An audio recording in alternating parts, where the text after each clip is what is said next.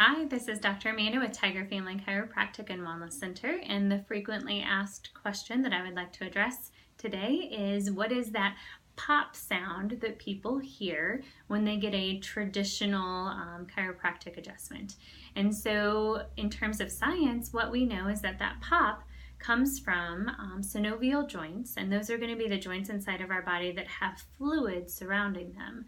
So for example, your knee is a synovial joint, and you have many of those in your spine. And so what we know at this point in terms of science is that pop, I'll see if I can make a pop, there we go, is actually some nitrogen gas leaving that joint space. And so it's not popcorn being made in our backs or anything silly and fun like that. The pop itself is not necessary in order to have, change in the function of your spine.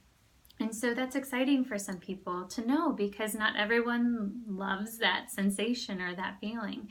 And some people do. And so your care here is really designed on what you want out of it. And so we're happy to apply the traditional chiropractic adjustment where you do feel or hear a pop and click, or if you want something different, we're here for you in that exploration as well. So I hope that helps you to know a little bit more about your body and what's popping around in there. Thanks. Have a good one.